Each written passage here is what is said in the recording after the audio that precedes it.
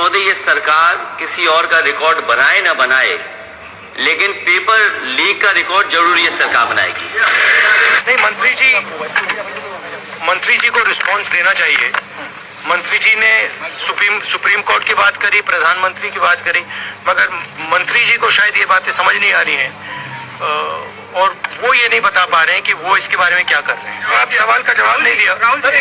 नहीं, अभी मेरा नीट पे फोकस है, क्योंकि ये बहुत ज़रूरी मुद्दा है युवाओं के लिए और उनको काफ़ी मुश्किल हो रही है। हमने कहा था कि इस पे डिस्कशन होना चाहिए और सरकार इंटरेस्टेड नहीं है, मगर हम इस मुद्दे को उठाते रहेंगे और सरकार पे दबाव डालते रहेंगे।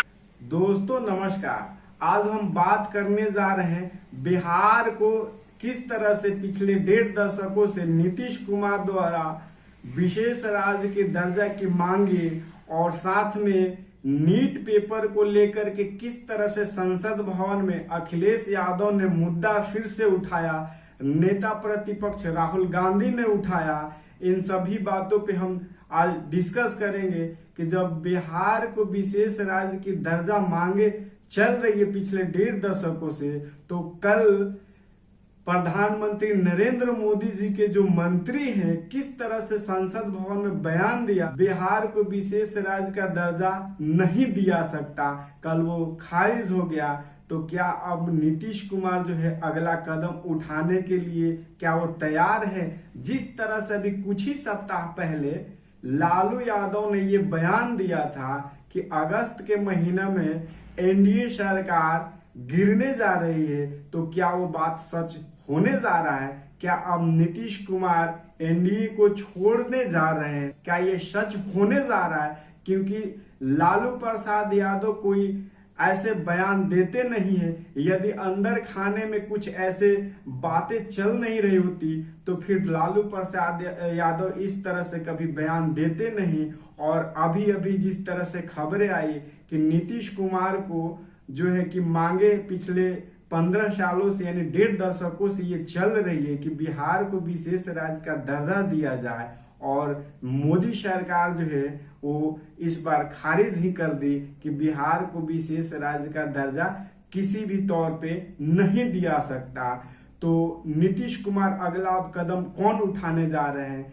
क्या अब वो एनडीए में शामिल होने जा रहे हैं? दोस्तों अंदर से खबर तो यही आ रही है कि अब नीतीश कुमार जल्द से जल्द जो है कि अपना कदम उठाने जा रहे हैं, और आप सब देखते रहिए कि किस तरह से सत्ता परिवर्तन होने जा रहा है। और दूसरी खबर ये आ रही है कि जब संसद भवन में नेता प्रतिपक्ष और समाजवादी सुप्रीमो अखिलेश यादव किस तरह से जब नीट पेपर को लेकर के मुद्दा उठाया, उन्होंने यही बयान दिया, आप सब देख सकते हैं। देश के बहुत महत्वपूर्ण सवाल पर आपने मुझे पूछने का समय दिया है।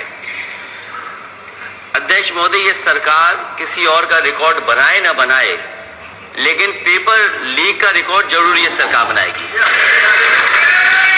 अध्यक्ष महोदय, मुझे इसके बैकग्राउंड में नहीं जाना है कि अध्यक्ष महोदय मुझे बैकग्राउंड में नहीं जाना है कि कब कैसे किस संस्था को बनाया गया है।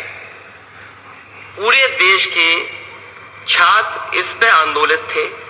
लगातार अखबार और सीबीआई की जांच के बाद चीजें सामने आ रही हैं, लोग पकड़े जा रहे हैं, जेल भेजे जा रहे हैं। मैं अध्यक्ष महोदय आपके माध्यम से पूछना चाहता हूं मंत्री जी से, क्या सेंटर वाइज जिन बच्चों को सबसे ज्यादा नंबर मिले हैं, क्या उसकी सूची जारी करेंगे? 30,000 सीटें जहां हैं, कई सेंटर अध्यक्ष महोदय ऐसे हैं जहां 2,000 2,500 बच्चे पास हो गए हैं। सरकारी सीटें 30,000 है, कई सेंटर में 2,000 से ज्यादा पास हो गए। कई प्रदेश के ऐसी जगह है जहां पर कुछ सेंटर से 600 से 650 से ज्यादा सबसे ज्यादा नंबर है। और अगर वो संस्था इतनी क्रेडिबल थी तो अध्यक्ष महोदय जिन सेंटर्स पे ही परीक्षा हुई उन सेंटर्स का इंफ्रास्ट्रक्चर क्या था? क्या मंत्री जी ने जानकारी की थी इस बात की? अध्यक्ष महोदय, मेरे आपके माध्यम से एक ही निवेदन है कि बिना ये मंत्री जी रहेंगे तो न्याय नहीं मिलेगा बच्चों को। इस तरह से अखिलेश यादव ने बोला कि और कुछ हो ना हो, लेकिन ये सरकार पेपर लीक के मामले में एक रिकॉर्ड ही बनाएगी और वही सब होता हुआ दिख रहा है। तो वहां पे जब शिक्षा मंत्री धर्मेंद्र प्रधान ने किस तरह से बयान दिया, आप सब ये भी देख सकते हैं। और ये सरकार जो है अपनी अड़ियल रवैया कभी बदलने का नाम ही नहीं लेती। उसे इतना भी अभी महसूस नहीं हो रहा है कि ये बैसाखी की सरकार है।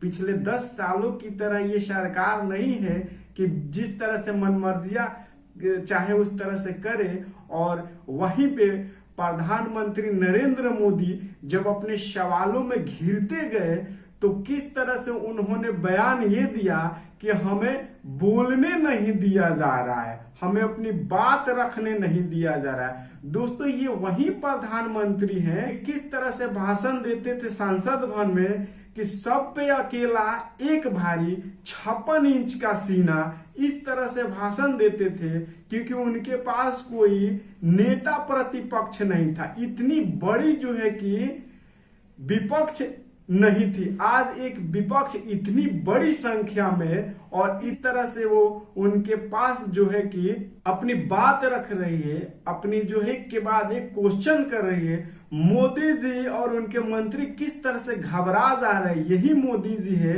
अब घबरा करके किस तरह से कहते हैं कि हमें अपनी बात को नहीं रखने दिया जाता। और यही मंत्री, यही अमित शाह है, अपोजिट जो है सांसदों को डांट टपट करके बिठा दिया करते थे। और आज यही कुछ दिन पहले, कुछ सप्ताह पहले हम सब ने देखा कि किस तरह से हाथ जोड़ करके स्पीकर महोदय से संरक्षण मांगते थे। और आज के डेट में प्रधानमंत्री नरेंद्र मोदी जी कह रहे हैं कि हमें अपना बात नहीं रखने दिया जा रहा है, हमारी बात को दबाया जा रहा है। और याद कीजिए अभी कुछ ही पिछले सत्र की बात, जब प्रधानमंत्री नरेंद्र मोदी अपना सीना ठोक करके कहते थे कि सब पे अकेला एक भारी 56 इंच का सीना जैसे बात करते थे। और आज वही प्रधानमंत्री किस तरह से अपनी बात को रखने के लिए गिड़गिड़ा रहे हैं। तो दोस्तों, ये होता है विपक्ष और ये होती है विपक्ष की मजबूती।